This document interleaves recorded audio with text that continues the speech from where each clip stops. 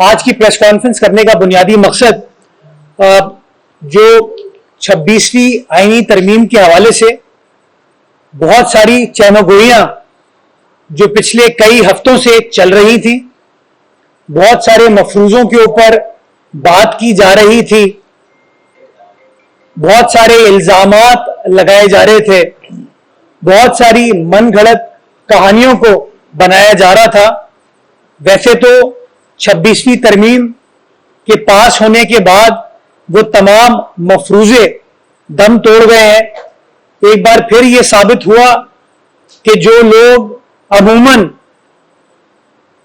الزام لگاتے ہیں یا من گھڑت کہانیوں کو کریٹ کرتے ہیں، وہ عموماً کہانیاں اس طریقے سے پوری نہیں ہوتی۔ بدقسمتی کے ساتھ ہمارے ملک میں ہم کاغذات کو پڑھنے کے بجائے، کتاب کو پڑھنے کے بجائے الزام تراشیوں کے اوپر زیادہ فوکس کرتے ہیں۔ کوئی کسی مسودے کا، کسی پروپوزل کا متن نہیں پڑھتا، کوئی یہ چیز نہیں سوچتا کہ حکومت، ریاست ہے۔ الزام لگتا ہے کہ کوئی کنسلٹیشن نہیں ہوتی، الزام لگتا ہے کہ یہ پرسن اسپیسیفک امینڈمنٹ کی جا رہی ہے، کہ چیف جسٹس قاضی فیض عیسیٰ صاحب کے لیے امینڈمنٹ کی جا رہی ہے۔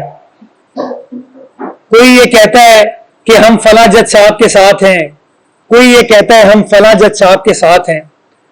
میں پہلے دن سے یہ کہتا رہا ہوں، اور پیپلز پارٹی کی اعلیٰ قیادت یہ کہتی رہی ہے ایکچولی، کہ ہمیں اپنے سیاسی ڈائیلاگ میں جج صاحبان کو ان سے دور رکھنا چاہیے۔ اور اس کی بنیادی وجہ یہ ہے کہ دیکھیں، ہم تو ایک دوسرے کی ذات پر بدقسمتی کے ساتھ الزامات لگاتے ہیں اور ہم یوز ٹو ہو گئے ہیں، لیکن جو جج صاحبان ہیں وہ ایک ایسے منصب پر فائز ہیں، اگر ان کے بارے میں گفتگو گلی محلوں پہ، سڑکوں پہ، چوک پر ہونی شروع ہو جائے اور ہر شخص ایکسپرٹ بن جائے کہ فلاں جج صاحب ایسے ہیں، فلاں جج صاحب ویسے ہیں، تو میں سمجھتا ہوں کہ ہم عدالتی نظام کی خدمت نہیں کر رہے، ہم ان جج صاحبان کی خدمت نہیں کر رہے، بلکہ ان کو بھی اس پولیٹیکل پروسیس میں خام خواہ کنٹروورسی میں انوالو کر رہے ہیں۔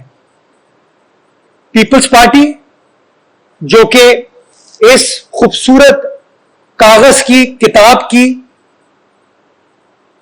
بانی ہے، لکھنے والی ہے، اس نے ہمیشہ یہ کہا ہے کہ طاقت کا سرچشمہ عوام ہے۔ پیپلز پارٹی نے ہر دور میں یہ کہا ہے کہ اختیارات جو ہیں ان کو ایکسرسائز کرنا، ریاست کے معاملات کو چلانا عوام کا کام ہے، اور عوام وہ کام اپنے چنے ہوئے منتخب نمائندوں کے ذریعے کرتی ہے۔ اور میں یہ سمجھتا ہوں کہ 26ویں آئینی ترمیم کے ذریعے ایسی امینڈمنٹس اس خوبصورت کتاب میں شامل کی گئی ہیں جو میک شور کرتی ہیں کہ اختیارات عوام کے چوزن نمائندے ایکسرسائز کریں،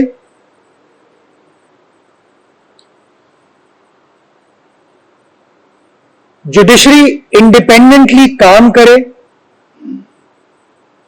جو ٹرائیکوٹمی آف پاورز ہے، سیپریشن آف پاورز ہے، اس کو فالو کیا جائے، اور اسی طریقے سے ہم ایک مضبوط، خوبصورت کانسٹیٹیوشنل ڈیموکریسی، آئینی جمہوریت کو پروان چڑھا سکتے ہیں۔ 26ویں ترمیم کے پاس ہونے کے بعد یہ چیز بالکل کلیئر ہو گئی کہ یہ ترمیم جسٹس قاضی فیض عیسیٰ صاحب کے لیے نہیں آ رہی۔ 25 اکتوبر غالباً ان کا آخری دن ہے، اس روز وہ ریٹائر ہو کے گھر چلے جائیں گے، جو کہ جس طریقے سے ریٹائرمنٹ کا پروسیس ہوتا ہے۔ نئے چیف جسٹس کی تعیناتی کا اصول اس ترمیم میں وضع کیا گیا ہے، اور وہ اصول سپریم کورٹ کے اپنے اصول کے عین مطابق ہے۔ بہت سارے لوگ آپ دیکھ رہے ہیں وہ الزام لگا رہے ہیں، کہتے ہیں ہم یہ نہیں مانتے۔ میں ایک پی ٹی آئی کے سینئر وکیل کو جو کہ پارلیمان کا رکن بھی ہے، اس کو میں سن رہا تھا ایک دن ترمیم کے بعد، وہ کہتا ہے کہ فلاں جج جیسے لوگوں کو یہ فلاں چیز بنانا چاہتے ہیں، نام لے کے جج صاحب کا کہتے ہیں۔ وہ بدقسمت ہے یہ چیز۔ میرے نزدیک، پیپلز پارٹی کے نزدیک تو 17 سپریم کورٹ کے ججز نہیں بلکہ ہائی کورٹ کے سارے ججز، سیشنز کورٹ کے سارے ججز سب کے سب قابل احترام ہیں۔ وہ نام لے کے ایک سینئر جج کے بارے میں کہتے ہیں کہ ایسے لوگوں کو ہم نہیں مانتے۔ تو میں بتانا یہ چاہتا ہوں کہ سپریم کورٹ میں جوڈیشل کمیشن آف پاکستان، جو کہ 18ویں آئینی ترمیم کے ذریعے کریٹ کیا گیا تھا، جس کی سربراہی چیف جسٹس آف پاکستان کرتے ہیں، اور سینئر ترین جو ججز ہیں اس کا حصہ ہوتے ہیں، انہوں نے خود اصول وضع کیا، اور وہ اصول وضع کیا انہوں نے 2 سچویشنز میں۔ ایک سچویشن ہے جب کسی ہائی کورٹ سے سپریم کورٹ میں ایلیویشن کی جا رہی ہوتی ہے، تو ایک ایکسپیکٹیشن ہے، اگر میں سینئر موسٹ جج ہوں تو بندہ سوچتا ہے یار مجھے ہی سپریم کورٹ لے کے جایا جائے گا، لیکن سپریم کورٹ نے خود یہ فیصلہ کیا نہیں، سینیورٹی کا اصول کو صرف مد نظر نہیں رکھیں گے۔ جس کی پہلی مثال میں آپ کو دیتا ہوں، خواجہ محمد شریف صاحب لاہور ہائی کورٹ کے چیف جسٹس تھے افتخار چودھری کے دور میں، چیف جسٹس تھے، یعنی کہ لاہور ہائی کورٹ کے سینئر موسٹ جج تھے۔ خواجہ شریف صاحب کو سپریم کورٹ ایلیویٹ نہیں کیا گیا، اور ان سے جونیئر ثاقب نثار صاحب کو ایلیویٹ کر کے سپریم کورٹ لے جایا گیا۔ نتیجہ یہ ہوا کہ ثاقب نثار صاحب 2.5 سال کے لیے چیف جسٹس آف پاکستان بنے۔ صوبہ سندھ کے اندر سینئر موسٹ جج تھے مشیر عالم صاحب، گلزار صاحب سینئر موسٹ نہیں تھے، لیکن سپریم کورٹ نے افتخار چودھری صاحب کے دور میں غالباً یہ فیصلہ کیا کہ ہم مشیر عالم صاحب کو نہیں لے کے جائیں گے، ہم گلزار صاحب کو لے جائیں گے۔ گلزار صاحب سپریم کورٹ چلے گئے، سپریم کورٹ کے جج بن گئے، اور 2.5 سال کے لیے پاکستان کے چیف جسٹس بنے۔ حالیہ، یہ میں نے افتخار چودھری صاحب کی آپ کو مثال دے دی، حالیہ دنوں میں ابھی اس موجودہ جوڈیشل کمیشن آف پاکستان میں، جس میں قاضی فیاض عیسیٰ صاحب بھی ہیں، منصور علی شاہ صاحب بھی ہیں، منیب اختر صاحب بھی ہیں، اور یحییٰ آفریدی صاحب بھی ہیں، اور غالباً امین الدین خان صاحب بھی ہیں۔ یہ 5 سینئر موسٹ ججز نے یہ فیصلہ کیا کہ لاہور ہائی کورٹ میں جب chief justice Lahore high court کو ایلیویٹ کیا جا رہا تھا سپریم کورٹ میں، تو چیف جسٹس کی آسامی خالی ہو رہی تھی، تو جو سینئر موسٹ جج تھے ان کو تعینات نہیں کیا گیا، جو نمبر 2 تھے ان کو بھی تعینات نہیں کیا گیا، جو نمبر 3 تھی غالباً خاتون جج صاحبہ، ان کو چیف جسٹس تعینات کیا، اور تعینات ہونے کے بعد ماشاءاللہ آج وہ chief justice Lahore high court ہے۔ تاریخی فیصلہ تھا کہ پہلی خاتون غالباً چیف جسٹس شاید وہ بنی ہے، یا مسرت ہلالی صاحب شاید پشاور میں کچھ دن کے لیے بنی تھی۔ تو یہ اصول جو 26ویں آئینی ترمیم میں ڈالا گیا کہ سینیورٹی واحد کرائیٹیریا نہیں ہوگا، سینیورٹی کم فٹنس کو دیکھا جائے گا، یہ اصول سپریم کورٹ کے اپنے بنائے ہوئے اصولوں کے عین مطابق ہے، جس کو پارلیمان نے وہی سے اٹھایا اور 26ویں آئینی ترمیم میں انکارپوریٹ کیا۔ ہمارے مخالفین الزام لگاتے ہیں کہ حکومت اپنے ججوں کو چیف جسٹس لگانا چاہتی ہے۔ ترمیم میں لکھا گیا ہے 3 سینئر موسٹ ججز۔ سینئر موسٹ جج ہے اس وقت منصور علی شاہ صاحب، نمبر 2 ہے منیب اختر صاحب، نمبر 3 ہے یحییٰ آفریدی صاحب۔ یہ تینوں وہ جج ہیں جنہوں نے اس کتاب کے مطابق، اس آئین کے مطابق حلف لیا، ہائی کورٹ میں سرو کیا، آج سپریم کورٹ میں سرو کرتے ہیں۔ تینوں کی وابستگی کسی سیاسی جماعت سے نہیں ہے، انڈیپینڈنٹ مائنڈیڈ کمپیٹنٹ جج حضرات ہیں جنہوں نے اپنے فیصلوں سے ہمیشہ بات کی ہے۔ آپ ان کے فیصلوں سے اختلاف کر سکتے ہیں، جو کہ آپ کا رائے ہے، آپ کا رائٹ ہے، لیکن وہ آنریبل ججز ہیں۔ اب یہ کہتے ہیں کہ پیپلز پارٹی اپنے ججز کو لگا رہی ہے، یا نون لیگ اپنے ججز کو لگا رہی ہے۔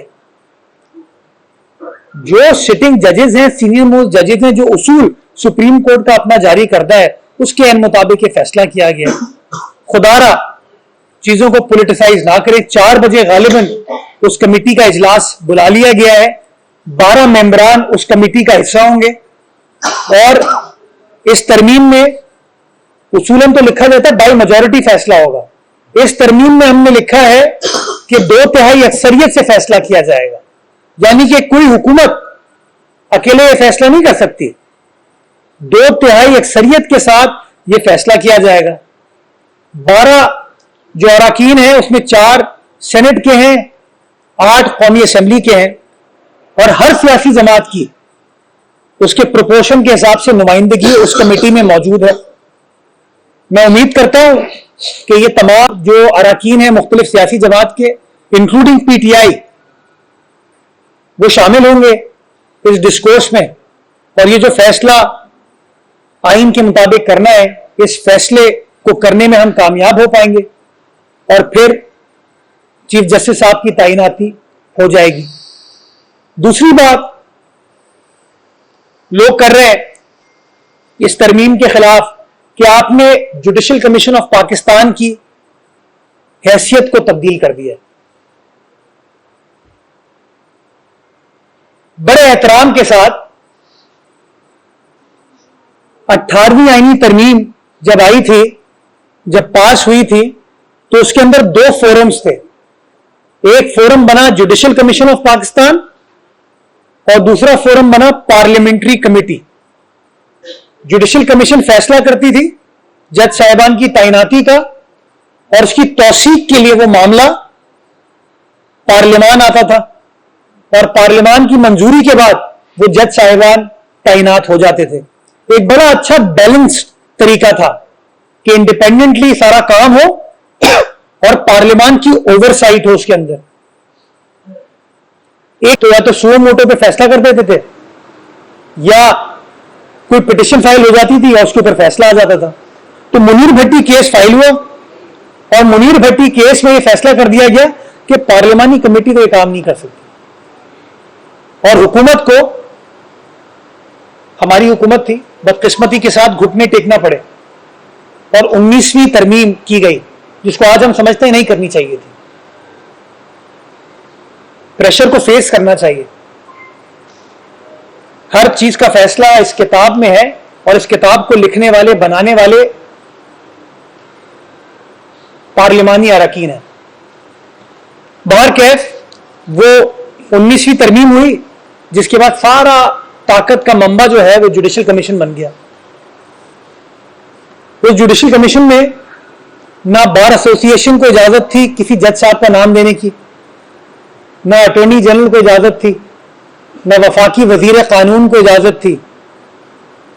وفاقی چیف جسٹس آف پاکستان اور صوبائی چیف جسٹس کو صرف اجازت تھی کہ وہ نام دے سکتے ہیں.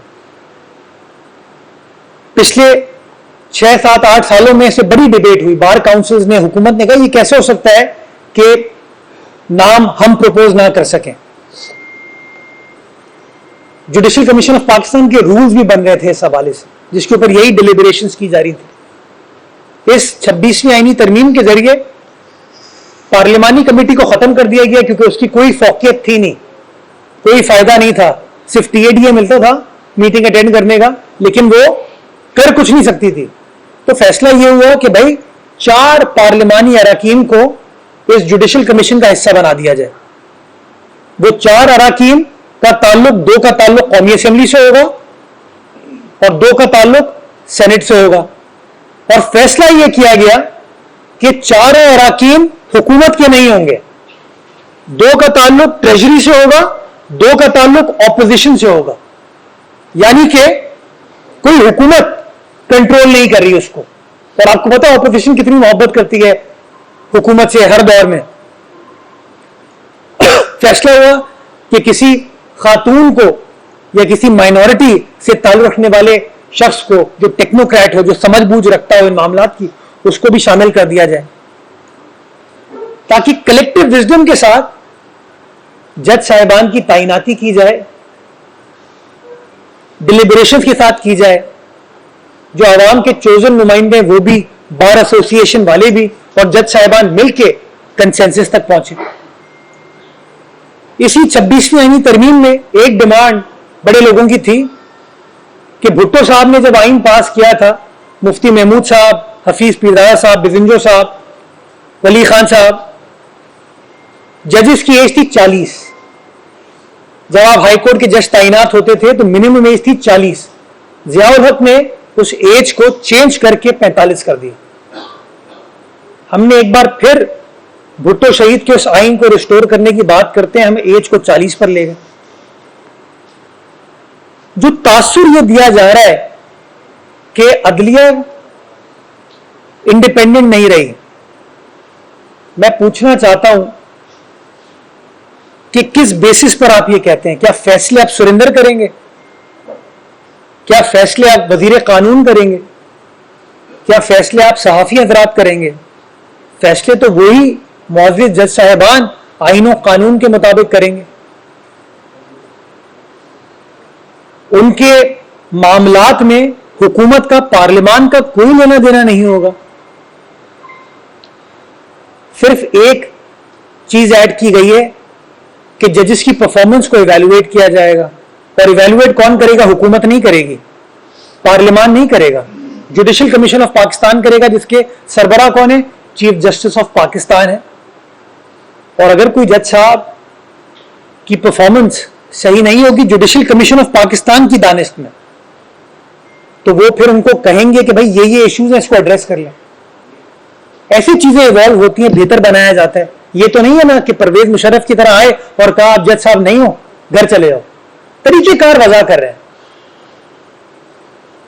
اگر وزیر اعظم کی اکاؤنٹیبلٹی ہو سکتی ہے پارلیمان کے ذریعے، وزراء کی اکاؤنٹیبلٹی ہو سکتی ہے پارلیمان کے ذریعے، آپ صحافی حضرات کی اکاؤنٹیبلٹی ہو سکتی ہے آپ کے آرگنائزیشن کے ذریعے، ہم وکیل حضرات کی اکاؤنٹیبلٹی ہو سکتی ہے بار کاؤنسل کے ذریعے یا جج صاحبان کے ذریعے، تو سملرلی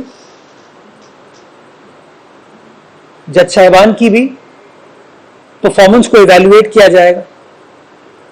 اور میں سمجھتا ہوں اتنے اچھے قابل جج صاحبان ہمارے پاس ہیں کہ وہ اور مزید بہتر پرفارم کریں گے، تاکہ کوئی شخص یہ کہہ نہ سکے کہ کوئی ایشو ہے.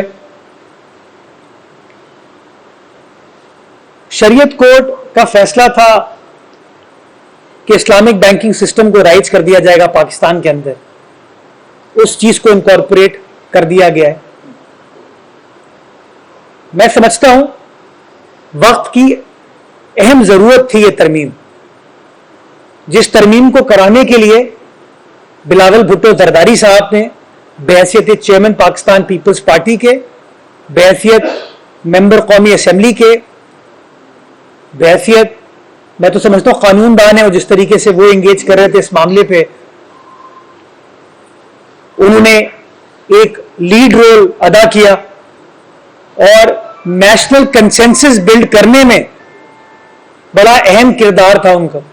انہوں نے برج کا کردار ادا کیا حکومت اور جے یو آئی کے درمیان، اور تقریباً یہ مشاورت آپ تمام دوستوں کے سامنے جو الزام لگاتے ہیں نا ایک دم سے امینڈمنٹ کر دی گئی ہے، تقریباً 2 مہینے یہ پروسیس چلا. کمیٹی تشکیل دی گئی، کمیٹی کے اندر ہر پارلیمانی پارٹی کی نمائندگی تھی، اور اس کے بعد یہ ترامیم لائی گئی. اور آپ نے دیکھا کہ پاکستان تحریک انصاف نے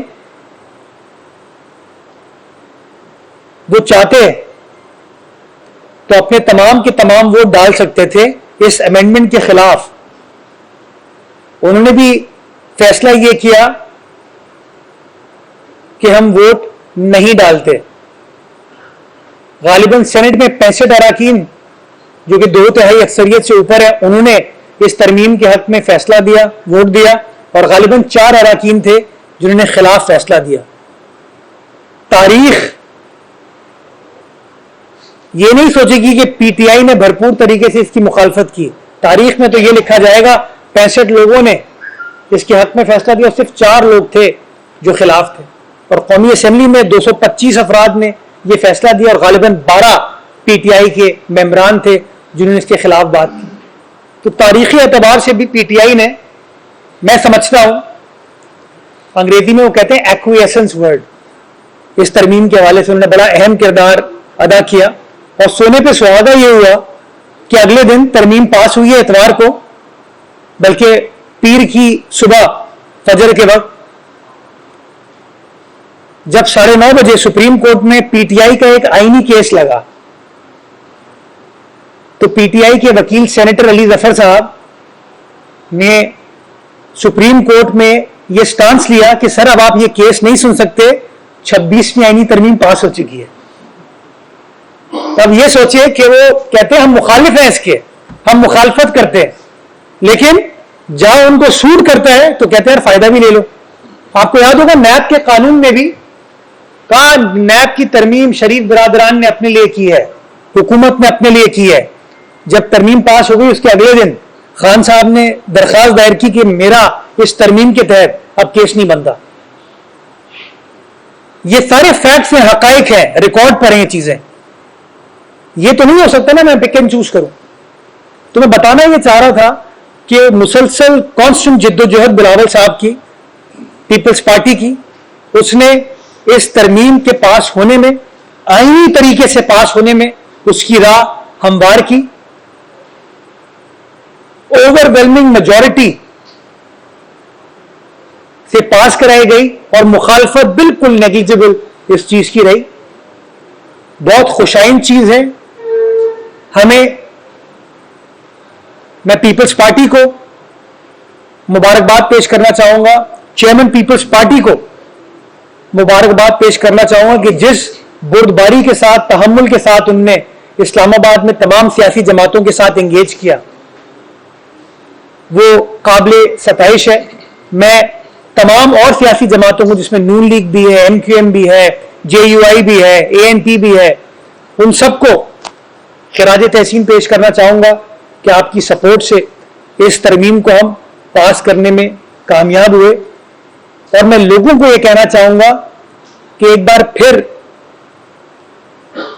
پیپلز پارٹی نے یہ ثابت کیا کہ جمہوریت اور جمہوری رواداری کے ذریعے آپ مختلف مکتبہ فکر کے لوگوں کو، مخالفوں کو بھی ساتھ لا سکتے ہیں اور انگیج کر کے ایسا ڈاکیومنٹ پارلیمان سے پاس کرا سکتے ہیں جس کے بڑے اچھے مثبت اثرات آنے والے دنوں میں ساری پاکستانی قوم کے اوپر دیکھنے میں آئیں گے۔ آخر میں صرف یہ کہنا چاہوں گا کہ خدا را ہمیں الزام تراشی سے گریز کرنا چاہیے، اور ہمیں یہ جو بار بار مفروضوں کے اوپر بیٹھ کے کہانیاں بنا دی جاتی ہیں کہ یہ ہونے والا ہے، وہ ہونے والا ہے، اس کے بعد یہ ہوگا، میں سمجھتا ہوں ہمیں اس سے گریز کرنا چاہیے، اور جو بلیک اینڈ وائٹ میں چیز ہے، جو لکھت میں چیز ہے، اس کو دیکھ کر اپنا اوپینین فارم کرنا چاہیے۔ بہت شکریہ۔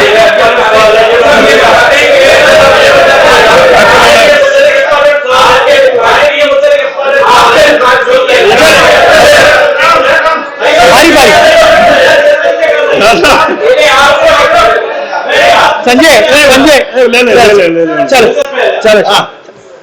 سینئر بزرگ ہے۔ یہ جو 26ویں آئینی ترمیم ہے، یہ زبردستی لوگوں کو اغوا کر کے گیا ہے، جس کی واضح ثبوت آج بی این پی کے ایک سینیٹر قاسم رونجو نے اپنے عہدے سے مطلب سینیٹ کے سے استعفیٰ دے کر یہ ثابت کیا۔ مخالفین یہ بتا رہے ہیں کہ اس کا مطلب ہے کہ 26ویں آئینی ترمیم کوئی سیاسی رواداری، بقول آپ کہہ رہے تھے، رواداری سے نہیں ہوا بلکہ زبردستی اور جنگ سے ہوا۔ اور وہ بھی یہ بھی ایک عائد کرتے ہیں کہ اس کے پیچھے کچھ غیر جمہوری قوتیں شامل ہیں، اور پاکستان پیپلز پارٹی نے ایک نقطہ شامل کیا، غیر جمہوری قوتوں کو فائدہ پہنچانے کے لیے کنٹونمنٹ بورڈ کو یہ اختیار دے دیا گیا کہ وہ ٹیکسز بھی لیں، عوام کو لوٹ رہے، جس طرح لوٹ رہے تھے۔ تو اس کے نقطہ خاص طور پر پیپلز پارٹی کا۔ اچھا اکرم، آپ کی بدقسمتی کے ساتھ سی ڈی کسی ایک جگہ پہ اٹکی رہتی ہے۔ اچھا کنٹونمنٹ سے میں سٹارٹ کرتا ہوں۔ کنٹونمنٹ کے اوپر سپریم کورٹ کا فیصلہ آیا ہوا ہے، ایک چیز۔ دوسری چیز یہ کنٹونمنٹ بورڈ ہے نا اس وقت ملک میں، وہ ٹیکس اکٹھا کرتے ہیں تاکہ وہ اپنے جو رہائشی لوگ ہیں ان کے مسائل وہ حل کر سکے۔ اس پہ آپ کا اختلاف ہو سکتا ہے کہ وہ صحیح کام کریں، غلط کام کریں، لیکن وہ کام تو کر رہے ہیں۔ اب کوشچن یہ ہے کیا کے ایم سی کنٹونمنٹ ایریا میں کام کر سکتی ہے؟ نہیں کر سکتی۔ تو اگر کے ایم سی کام نہیں کر سکتی اور کنٹونمنٹ کو بھی آپ ٹیکس لینے کی اجازت نہیں دیں گے تو پھر ٹیکس اکٹھا کون کرے گا؟ تو اس کے اوپر سپریم کورٹ کا ایک فیصلہ آیا ہے, اس فیصلے کے بعد یہ ترمیم کی گئی ہے.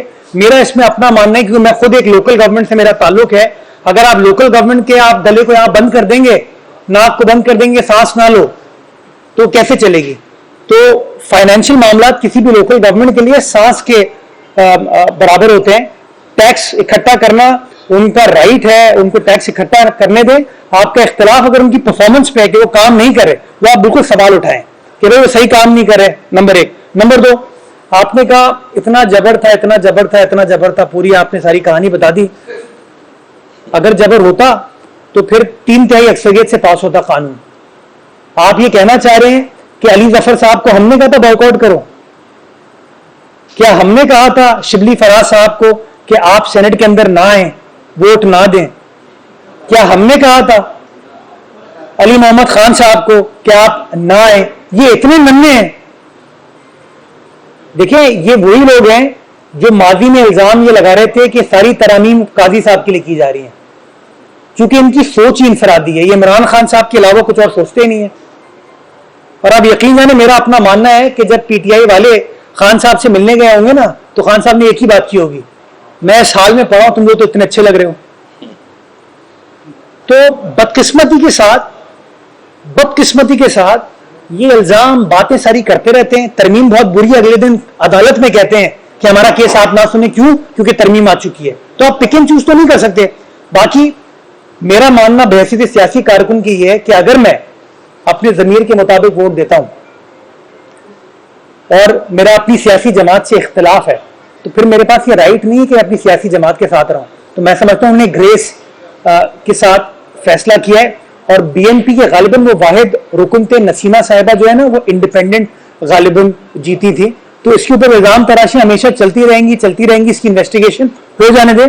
لیکن میں یہ سمجھتا ہوں یہ تو بڑی قابل ستائش چیز ہے کہ کسی شخص جس کے اوپر آپ کہہ رہے ہو کہ اس نے اپنی پارٹی کے ساتھ وفا نہیں کی, تو اتنا گریس والا آدمی, اس نے کہا میں ریزائن کرتا ہوں, لوگ الیکٹ کر لیں اگلے بندے کو. جی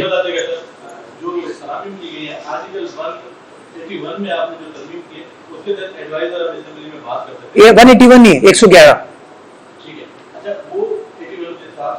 جی جی چل چل. اس میں بتائیے گا کہ وہ وقفہ سوالات اور کوشچن آپ کر سکتے ہیں یا نہیں. دوسرا آپ نے کہا ہے آرٹیکل 175 اے میں جو ترمیم کی ہے اس کے تحت جو ہے وہ اب 13 رکنی جوڈیشل کاؤنسل ہوگی. اس سے پہلے 9 رکنی ہوتی تھی, 6 ججز 5 ججز ہوتے تھے, ایک سپریم کورٹ کا ریٹائرڈ جج ہوتا تھا, اکثر ججز کی تھی. اب جو 13 رکنی اس میں 2 آپ اگر اپوزیشن کے ممبر چھوڑ دیں تو 6 ممبر تو حکومت کے سلیکٹ کردہ ہوں گے. تو اکثر ججز کی اس کمیٹی سے جوڈیشل کمیشن سے ختم ہو گئی ہے. اس حوالے سے واضح کر دیجیے گا. دوسری ایک آپ نے آرٹیکل نیا ڈالا ہے, آرٹیکل 191 اے, جس کے تحت کانسٹیٹیوشنل بینچ آپ سپریم کورٹ میں بنانے جا رہے ہیں. ان بینچز میں پریزائڈنگ جج کے ساتھ کتنے ممبر جج ہوں گے؟ یہ تو لکھا ہے آپ نے کہ تمام صوبوں کے برابر ججز ہوں گے, لیکن تعداد کتنی ہوگی؟ دوسرا ہے آرٹیکل, اب میں ساری چیزیں بھول جاؤں گا.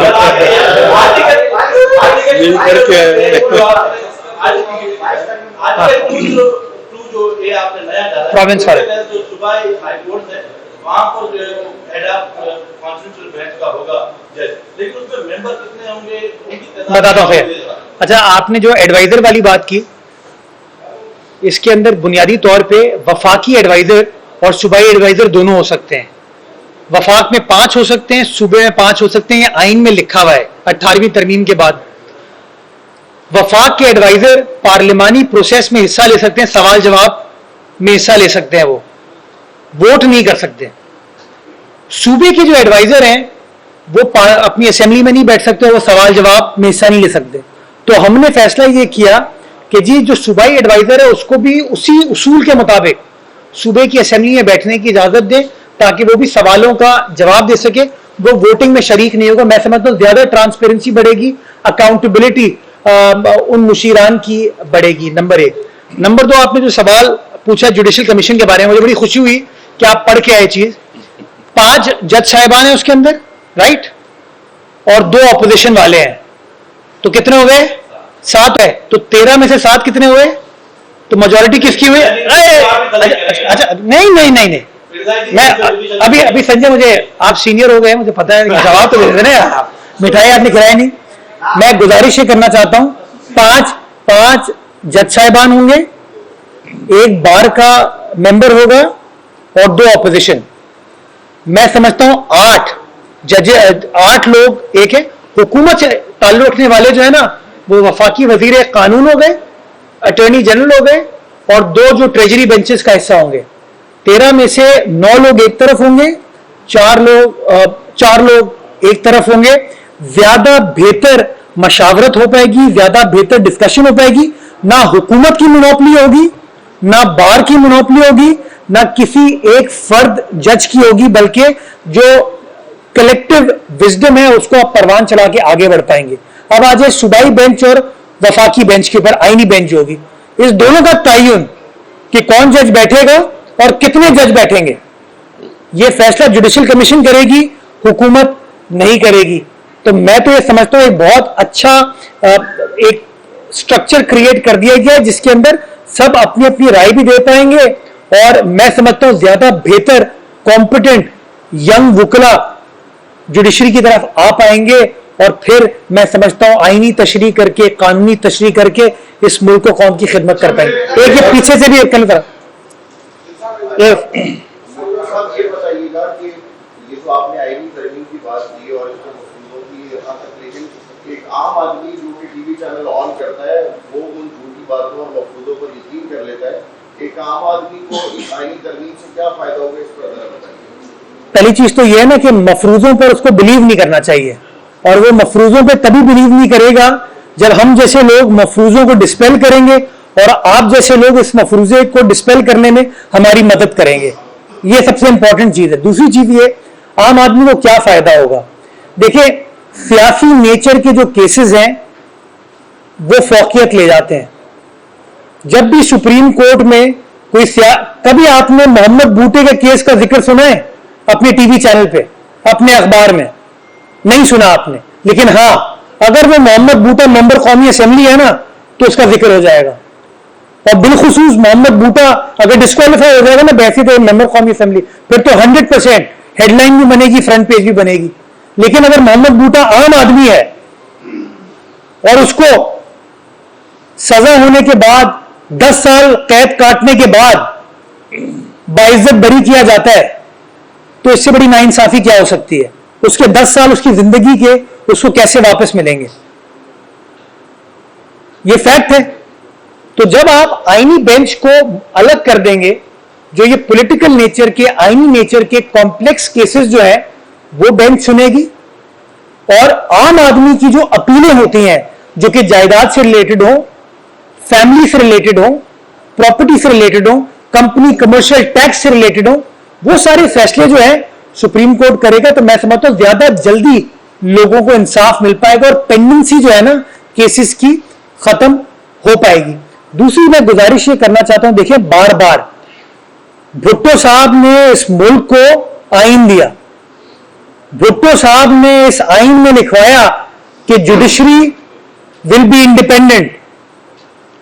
भुट्टो साहब ने तमाम चीजें, सुप्रीम कोर्ट की बिल्डिंग पे आज भी जाएंगे तो प्लाक लगा हुआ है उसके ऊपर भुट्टो साहब के नाम का। लेकिन भुट्टो साहब जैसे आदमी को, जो कि पाकिस्तान का पहला जमहूरी वजीर आजम था, जिसकी साहबजादी पाकिस्तान की 2 बार मुंतखब वजीर आजम बनी, जिनके दामाद सदर मुमलिकत बने, उस अजीम शख्सियत को भी इंसाफ हासिल करने में 45 साल लगे। तो सोचिए आम आदमी के साथ क्या होता होगा। तो इसलिए ये रिफॉर्म्स लाना जरूरी थे।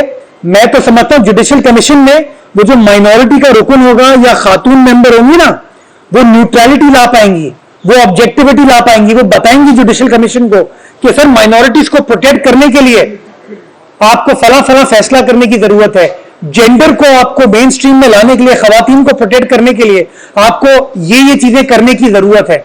तो मैं समझता हूं फैसला साजी में बहुत ज्यादा ऑब्जेक्टिविटी आएगी और हमारा निजाम इंशाअल्लाह बेहतरी की तरफ जाएगा। जी अरबाब दो छोटे से सवाल। एक ये कि मौलाना फजल रहमान साहब उनके की बहुत शौकीन है, तो आपने उसको राजी कैसे किया, क्योंकि आप भी बेटे में थे, थोड़ा सा रात बता दीजिए। दूसरी बात ये कि जब आप प्रेस कॉन्फ्रेंस कर रहे थे तो व्हाट्सएप ग्रुप पे एक सवाल आया कि सीएम शहर के दौरे पे है, देर उसके साथ रही, कि आपको आईडी कराने में लगा कि कोई और काम तो नहीं हो रहा था? नहीं, मैं कराची अभी पहुंचा हूँ, मैं डेप्यूटेशन पे था वहाँ पे तो मैं अभी आ गया हूँ। मेरी बात हुई थी चीफ मिनिस्टर साहब से, तो मैंने उनको आज गुजारिश की कि सर आज का दिन जो है मैं घर पे गुजारना चाहता हूँ, तो उन्होंने वेरी काइंडली इजाज़त दी कि ठीक है आप रहें, तो कोई मसला नहीं है। वो क्या दुश्मनों के दिल पे तीर, बिलावल भुट्टो बेनज़ीर। मौलाना साहब के साथ हमने खजूर खाया, बहुत खाया खजूर, हमने उनके साथ केले, सेब, फल वगैरह सब कुछ हमने खाया। हमने चाय, ग्रीन टी, आबे जमजम, और बड़े अच्छे मुकर्रर हैं मौलाना साहब, मज़ा आता है उनके साथ बात करने में। तो सब कुछ किया, और आखिर में तो सबसे इम्पोर्टेंट चीज़ है, हमने उनको राजी किया, उन्होंने हमको राजी किया, और हम सब ने जमहूरियत को परवान चढ़ाया। जी जी हाँ हमीद जी सर। आपका बड़ा स्लोगन जो था ना तमाम तर मुलाकात का, वो था आईनी अदालत, जिससे आप एक फुट पे चले गए, तो वो गोल कब अचीव करेंगे? नेक्स्ट क्या आपका प्लान है? क्योंकि ये चीज आपके मंशूर का हिस्सा है, चार्टर ऑफ डेमोक्रेसी में भी इस पे इत्तेफाक हुआ। आपने खुद इकरार किया कि ये मुलाकात की सिलसिला जारी था, और कराची के शहरी महसूस कर रहे थे कि उनका बेर गायब है, क्योंकि ये फुल टाइम जॉब है सर आपकी बेर वाली। अब ये मसाइल कब बोलोगे? इंफ्रास्ट्रक्चर शहर का तबाह हाल है, मेरे हाल का तो आपको वैसे भी पता है। क्या आप आई थोड़ा बाडा की बात कर रहे हैं? बाडा दाल का बना है। मैं आपका पहला सवाल आपने क्या पूछा था? हाँ देखिए, डबल सेंचुरी करने से पहले सेंचुरी करनी पड़ती है ना, पहले शॉट पे डबल सेंचुरी नहीं होती। तो पीपल्स पार्टी ने गो कि हमारा टारगेट आईनी अदालत थी, लेकिन हमारा टारगेट ये भी था कि इसका कयाम कंसेंसस के साथ हो। हम अपने 70 वोटों के साथ तो कोई तरमीम नहीं करा सकते थे, 70 वोटों के साथ तो आम कानून भी पास नहीं हो सकता। तो इसलिए पीपल्स पार्टी ने तमाम सियासी जमातों के साथ एंगेज किया, बार एसोसिएशन के साथ एंगेज किया, और हमने इस चीज के ऊपर फिलहाल सेटल किया कि हम स्टार्ट करते हैं इस आईनी बेंच से, और देखते हैं कि इसके क्या असरात हमारे अदालती निज़ाम में आते हैं। हमारी बड़ी कामयाबी है कि ना सिर्फ वफाकी सतह पे बल्कि सूबाई सतह पर भी हमने आईनी बेंचेस की तरमीम करा ली है। इससे मैं समझता हूं कि एक तो यूनिफॉर्मिटी ऑफ लॉ और कोहेरेंस जो है ना, वो हमारे मुल्क में आ पाएगी। मैं आपको एक छोटी सी मिसाल देता हूं, जो कि शुरू में मुझे बता देनी चाहिए थी आपको, कि पुलिस का कानून सिंध में अलग है, पंजाब में अलग है, राइट? सुप्रीम कोर्ट का फैसला है एडी खाजा केस में, लेकिन वो पंजाब में अप्लाई नहीं होता, वो केपी में अप्लाई नहीं होता, सिंध में अप्लाई होता है। सारे मुल्क में ओपीएस पे बंदे पोस्ट होते हैं, सिंध में पोस्ट नहीं होते। डेप्यूटेशन, ये सारे इश्यूज हैं। तो मैं समझता हूं इस आईनी बेंच के आने के बाद कानून का जो यकसा अतलाक होना है ना, जो आइन का आर्टिकल 25 कहता है कि यूनिफॉर्मिटी हो, कोई डिस्क्रिमिनेशन ना हो, मैं समझता हूं उसके उसूल में हम सब कामयाब हो पाएंगे। और इंशाल्लाह अगर ये कामयाब होता है तो आईनी अदालत की तरफ इंशाल्लाह हम जाएंगे। जो दूसरी आपने बात की, यार मैं डेप्यूटेशन पे था लेकिन जिंदा था। टेक्नोलॉजी बड़ी अब आसान हो गई है, सारे काम कर रहा था, दिन में ये काम करता था, रात में वो वाले काम करता था, तो सही है यार। और चीजें हो गई। और वजीर आला सिंध इस वक्त हवा का इफ्तिताह नहीं करने गए, सड़क का, प्लेग्राउंड का, पार्क्स का इफ्तिताह करने गए ना, तो काम हुआ जब भी तो इफ्तिताह करने गए, तो काम हो रहा है। हाँ, कुछ काम और रहता है। मैं हमेशा कहता हूं काम का प्रोसेस मजीद बेहतर बनाएंगे, और इंशाल्लाह काम हो रहा है, और काम होता हुआ लोगों को नजर भी आ रहा है। जी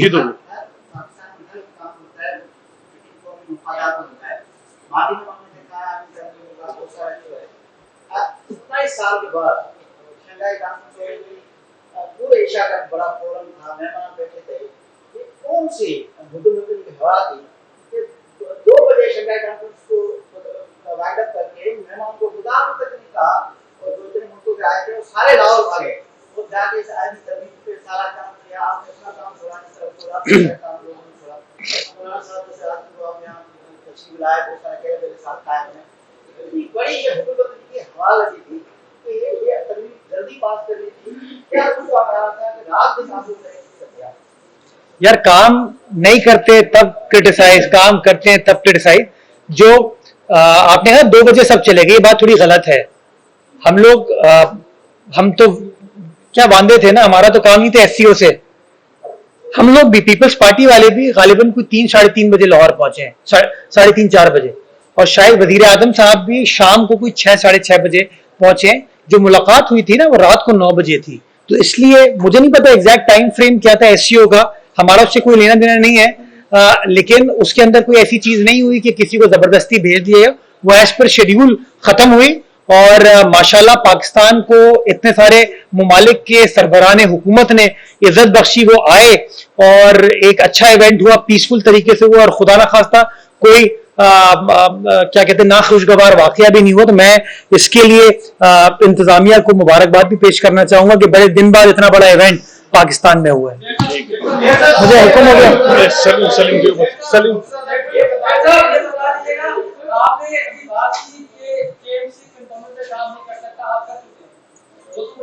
बताइए बताइए कौन से? केएमसी ने नहीं किया, सिंध गवर्नमेंट ने किया है। मैं बताऊं आपको, जौहर अंडरपास बनाया केएमसी नहीं बनाया, सिंध गवर्नमेंट ने बनाया। अब सिंध के अंदर कंट्रोल बोर्ड आते हैं मेरे भाई। नहीं, अगर मेरी आप प्रेस कॉन्फ्रेंस उठा के देखें, मैंने कहा था केएमसी। देखिए अगर मैं केएमसी के पैसे किसी कंटोनमेंट के एरिया में लगाऊंगा ना, मैं गलत कर रहा हूं, मैं नहीं कर सकता ये। और मैं हद्दुल इम्कान कोशिश ये करता हूं कि केएमसी की जो हुदूद है उसके अंदर हम काम करें, कंटोनमेंट अपनी हुदूद में काम करे। सिंध गवर्नमेंट और वफाकी हुकूमत हाँ वो काम जरूर करती है। मैं आपको मिसाल दे सकता हूं, सबरीन अंडरपास सिंध गवर्नमेंट ने बनाया, सनसेट बुलेवार्ड का फ्लाईओवर सिंध गवर्नमेंट ने बनाया, केपीटी अंडरपास जो है वो केपीटी ने बनाया था, जौहर अंडरपास जो है और फ्लाईओवर जो है वो सिंध हुकूमत ने बनाया। तो ये इस तरह की चीजें होती है, बट वो प्रोविंशियल या फेडरल गवर्नमेंट कर रही होती है।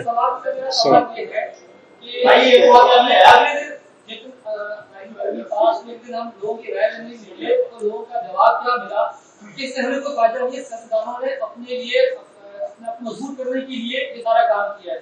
मेरे तक छुट्टी पर गए में शहर का बुरा हाल है, कचरा वहीं का वहीं है, खड्डे पड़े में, सड़कें तबाह है, गटर लाइनें हैं। ये जितनी मुस्तदी से वो काम हो रहे हैं, इस मुस्तदी से ये काम क्यों नहीं? सारे काम हो रहे हैं और काम होते हुए नजर भी आ रहे हैं लोगों को। मैं रोज कोई चीज मीडिया के साथ शेयर करता हूं तो मुझे लोग कहते हैं कि चलो शुक्रिया, ये तो करा लिया, ये भी करा दो। तो लोगों की उम्मीदें हमने कायम की हुई, इसी तरीके से कायम की हुई, काम करें। और इंशाल्लाह ये कमिटमेंट है बिलावल साहब की, ये जो कराची पहली बार पाकिस्तान पीपल्स पार्टी को मिला है, विजिबल डिफरेंस। और मैं आपको लिखता हूं, ये मेरी आप अल्फाज यहां नोट कर लीजिएगा, पानी में, सेवरेज में, इंफ्रास्ट्रक्चर में, तीनों इश्यूज के अंदर आपको हमारा 4 साल का टर्म खत्म होगा, आपको विजिबल डिफरेंस इंशाल्लाह नजर आएगा।